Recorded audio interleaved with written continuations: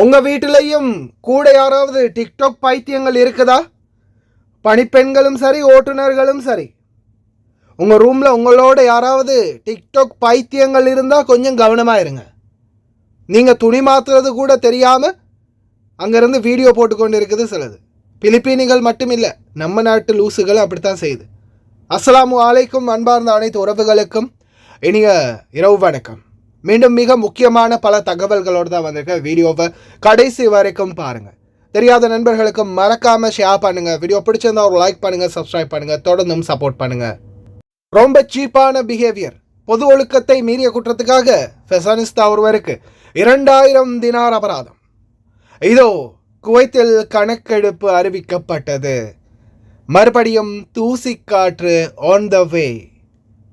இதோ தயாராகுங்க அனைவரும் போவதற்கு புதிய சபால் அஹமட் ஏரியாவுக்கு.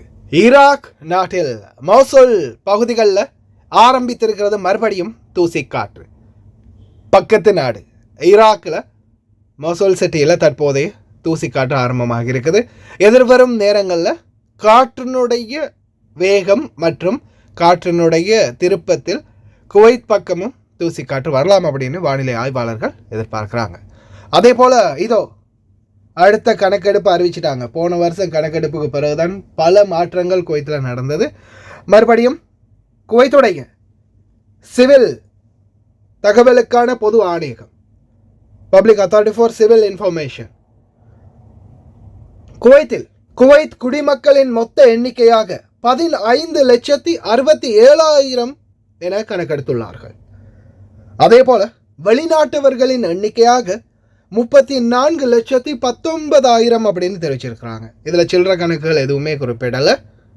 குவைத்திகளை போல 2 மடங்கு வெளிநாட்டவர்கள் இருக்கிறாங்க. குவைத்திகள் வெறும் 15,67,000 பேர் தான். வெளிநாட்டவர்கள் 34,19,000 பேர். இந்த நாட்டில் அதிகமாக ஆக்கிரமிப்பு பண்ணுறது பார்த்தா அப்படின்னா வெளிநாட்டவர்கள் தான். வெளிநாட்டவர்களுடைய ஆதிக்கம் தான் இந்த நாட்டில் அதிகமாக இருக்கணும். ஆனால் கொத்தடிமைகளாக தான் இன்றைக்கும் இருக்கிறோம். அடுத்தது கணக்கெடுப்பு தெரிவிச்சிட்டாங்கல்ல, இனிதான் விசேடமாக கண்காணிப்புகளை மேற்கொள்வாங்க. எங்கெங்கே ஓட்டை உடசல்கள் இருக்குது, எங்கெங்கே யார் யார் பதுங்கி இருக்கிறாங்க, குடியுரிமைகளை மீறினவங்க எத்தனை பேர் இருக்கிறாங்க அப்படின்ற கணக்கெடுப்பை இனித்தான் ஆரம்பிப்பாங்க. ஏன்னா இப்போ இந்த கணக்கெடுப்பை பார்க்கும்போது பதிவு செய்யப்படாமல் நாட்டில் எத்தனை பேர் இருக்கிறாங்க, தப்பி ஓடினவங்க எத்தனை பேர் இருக்கிறாங்க, அக்காமா ரினுவல் பண்ணாமல் இந்த நாட்டை விட்டு போகாமல் எத்தனை பேர் இருக்கிறாங்க அப்படின்ற கணக்கெடுப்பு விரைவில் எடுத்துருவாங்க. அதுக்கப்புறம் இன்ஷா அல்லாஹ் பொது மன்னிப்பா அல்லது சுற்றி வளைப்பா பார்க்கலாம். சமூக வலைத்தளத்தில் ஃபெசானிஸ்தா ஒருவர் ஒரு அட்வர்டைஸ்மெண்ட் போடுறாங்க பர்ஃப்யூம் கம்பெனிக்காக. அதை நான் இன்னைக்கு காலையில் போட்டிருந்தேன். உள்துறை அமைச்சகத்துக்கு இந்த வீடியோவை பரிந்துரைச்சிருக்கிறாங்க அப்படின்னு. இவங்க ஒரு பர்ஃப்யூம் கடையில் போயிட்டு அந்த பர்ஃப்யூம் கடைக்கு ஒரு அட்வர்டைஸ்மெண்ட் பண்ணி கொடுக்குறாங்க. பர்ஃப்யூமை அடித்து மணந்து பார்த்துட்டு அதுக்கப்புறமா அவங்க கொடுக்கக்கூடிய அந்த ரியாக்ஷன் செக்ஷுவலாக ஒரு ரொம்ப கேவலமாக பொது ஒழுக்கத்தை மீறுற அளவில் அந்த பிஹேவியர் இருந்ததால் பல சமூக ஆர்வலர்களும் இதை உள்துறை அமைச்சகத்துக்கு பரிந்துரைச்சிருந்தாங்க நேற்று இரவு. அதன் பிரகாரம் இன்றைய தினம் குவைத்துடைய குற்றவியல் நீதிமன்றம் இந்த ஃபெசானிஸ்தாக்கு 2000 தினார் அபராதம் விதித்து தீர்ப்பளிச்சிருக்கிறாங்க. அபராதத்தை செலுத்தாத பட்சத்தில் பொது ஒழுக்கத்தை மீறிய குற்றத்துக்காக கைது செய்யப்படுவாங்க அப்படின்னு தெரிவிச்சிருக்கிறாங்க.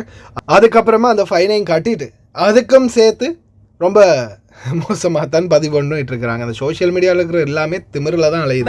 مبروك مبروك على 53 شخص اللي تم رفع دعوة ضدهم اليوم من قبل محامي.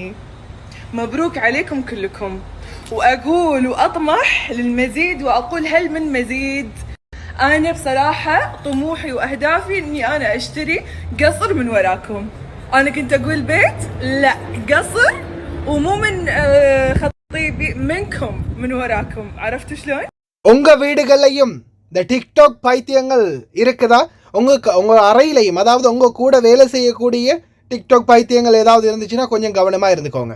நம்ம இதுக்கு முன்னாடி நிறைய வீடியோக்களில் சொல்லியிருப்போம், பிலிப்பீனி நாட்டு பெண்கள் வந்து அவங்க ட்ரெஸ் மாற்றுறதா இருந்தாலும் சரி, அரைகுறையாக பெக்கினியோட சரி வந்து நின்று வீடியோ போடுவாங்க, அவங்களுக்கு அது ஒரு ஆட்சேபனை இல்லை.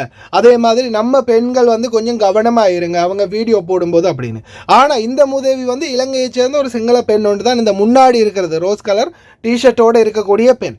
ஒரு சிங்கள பாட்டை போட்டுட்டு அவங்க அந்த பாட்டுக்கு ரியாக்ஷன் கொடுத்துக்கிட்டு இருக்கிறாங்க. அந்த வீடியோவில் அழகாகவே அவங்களுக்கு வீடியோ பண்ணும்போதே தெரிஞ்சிருக்கும் பின்னாடி இவங்க ட்ரெஸ் மாற்றிக்கிட்டு இருக்கிறது. கூட இருக்கிற பெண் வந்து பின்னாடி ட்ரெஸ் மாற்றிக்கிட்டு இருக்கிறாங்க. அது கூட தெரியாமல் இந்த பெண் வந்து அப்படி அதை பார்த்துக்கிட்டு அந்த டிக்டாக்கை போட்டுக்கிட்டே இருக்கிறாங்க. அதையும் பார்த்துட்டு அதை அப்லோடும் பண்ணி வச்சுருக்கிறாங்க. பின்னாடி அந்த பெண் நின்று ஆடைகளை மாற்றிக்கிட்டு இருக்கிறாங்க.